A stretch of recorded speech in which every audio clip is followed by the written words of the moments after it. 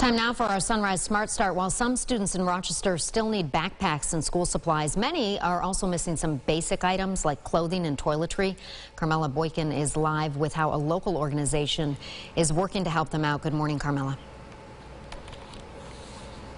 Good morning, Leah. Missing those basic items can impact not only student attendance, but also student performance. At Encompass, the organization is holding a back-to-school blitz to collect items to help mitigate this. Items like soap, underwear, and uniform shirts are all requested items on the list. Coordinator for Family Navigation, Renee Abbott, says the goal of the drive is to support families in the community holistically. It's not just about the tangible things, it's the intangible, about knowing that these families are feeling supported and feeling cared about, and just lightening their load just a little bit as they go into this next academic year.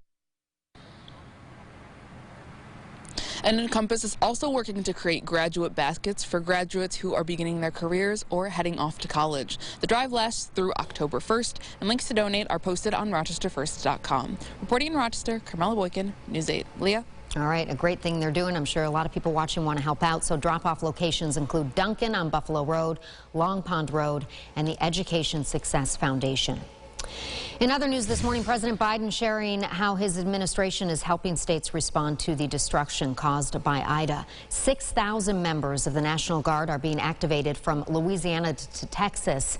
And Washington correspondent Kelly Meyer joining us live from D.C. right now. Good morning. Let's start by talking about what the president is asking Congress to do.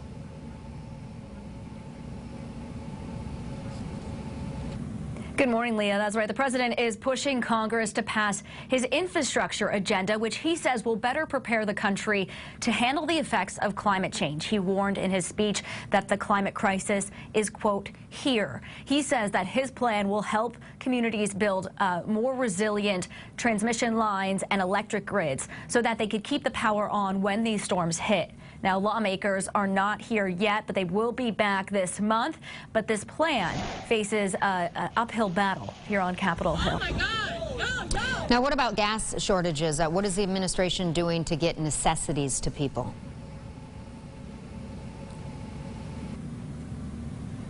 Well, they authorized the Strategic Petroleum Reserve. That was the latest step by the administration. The Department of Transportation is also making it easier for truck drivers to deliver the fuel. Their IRS waiving the penalty for the use of dyed diesel fuel on highways. And the White House also says it's taking seriously restoring power to several gas stations that are currently without it.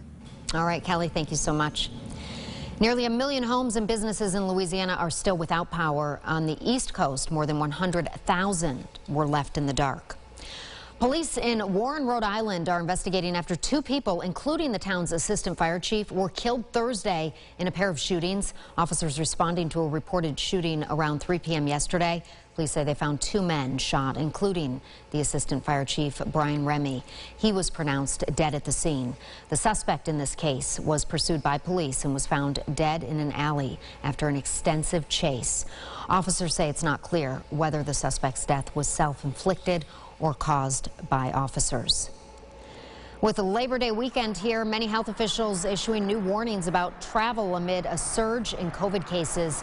Experts say millions are expected to travel this weekend, which could lead to a bump in even more infections. CDC officials say those who are not vaccinated should stay home. We have actually articulated that people who are fully vaccinated and who are wearing masks can travel, although given where we are with disease transmission right now, we would say that people need to take these risks into their own consideration as they think about traveling. First and foremost, if you are unvaccinated, we would recommend not traveling. On top of the COVID risks, gas prices are also going up across the U.S. because of transportation and fuel supply issues caused by Ida. All right, maybe you're thinking about traveling for some wings perhaps this weekend. They look good, don't they? Buffalo's annual Wing Fest opens tomorrow. The festival will be back at Highmark Stadium September 4th and 5th. Tickets are $20 and include parking, a voucher for a t-shirt, and a donation to Freedmore, Western New York. The stadium will be limited to 50% capacity, partially due to the chicken wing shortage. across the U.S. And that leads to a really important question. Yeah. How do you like your wings? Crunchy? Crunchy? Hot?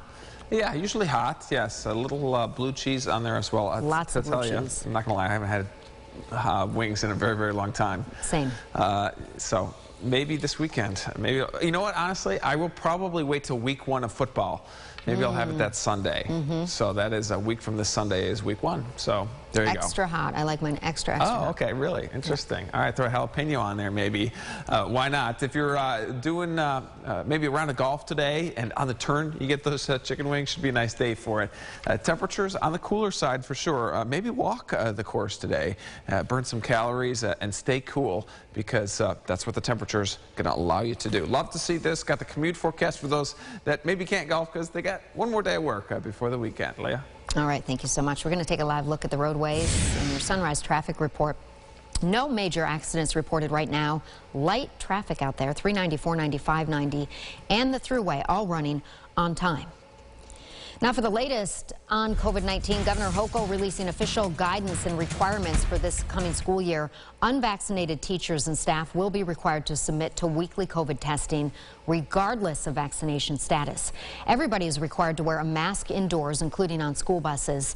A distance of 3 feet is recommended between students, but distance requirements should not prevent students from taking part in in-person learning. Quarantining is required for those exposed to COVID unless they're fully vaccinated.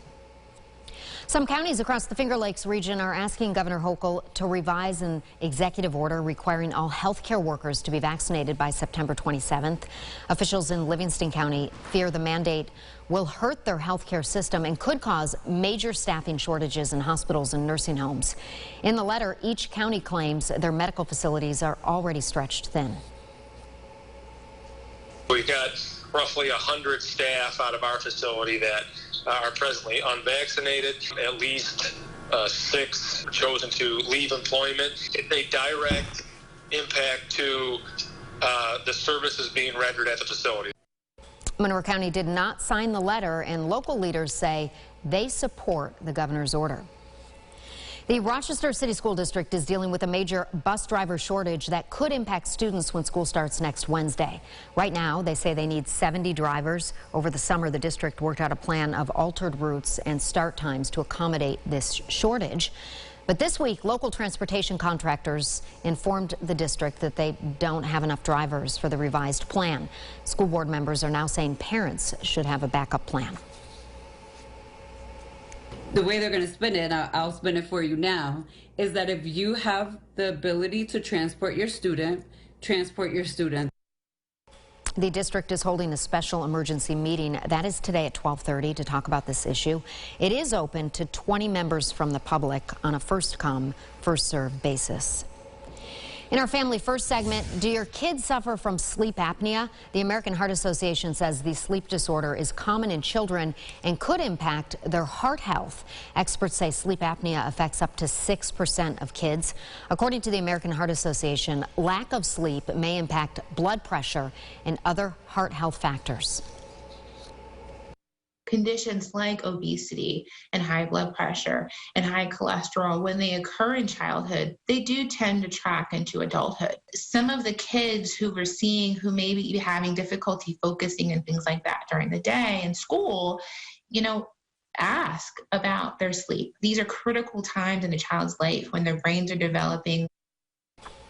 Symptoms of sleep apnea include snoring more than 3 nights a week, gasping or labored breathing, and daytime sleepiness. Doctors say obesity in children is also a factor. As many as 60% of adolescents who are obese have sleep apnea.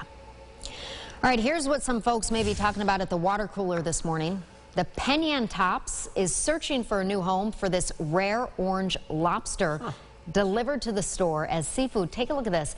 Only about 1 in every 30 million lobsters is orange. The Penny on Tops is looking for a zoo or perhaps an aquarium to take the lobster. A spokesperson tells News 8 they have not been able to locate a suitable new home yet. Oh, look at that guy. Yeah. He's just like, you know what? Right in Help Penny me Inn. out. That's where I'm going to be shopping this weekend for food. Are you just going to snag him up and bring him home? I mean, can you eat them? You can definitely eat him, yes. They just want to preserve him because he's so rare. I don't think you want to eat that guy, though. No, look at him. Come on, he's special. Okay. 1 in 30 million. All right. Let's find a home for him. Yes, I'm sure that'll happen. Give soon. the Tops a He's call. getting some publicity now, so. Yes, right, exactly. Find him a He's home. famous now. He is. Well, maybe if you're either going on your morning shopping, why not, or heading to work. Temperatures generally in the 50s. A cloudy start, definitely cooler air. Will hold in the low 60s for the next couple of hours, and then eventually climb into the upper 60s to around 70. We'll finish off on this Friday with the 8-day forecast. Saturday, looking like a gem of a day. Sun to clouds, upper 70s. A couple of rain showers move in Sunday and Labor Day, but I do not expect a washout. Don't be canceling those plans, and enjoy it. Have a great weekend. Yeah, you enjoy it. Everybody at home, thank you so much for watching News 8. We appreciate it. Our next update is in 30 minutes. CBS This Morning is coming up next.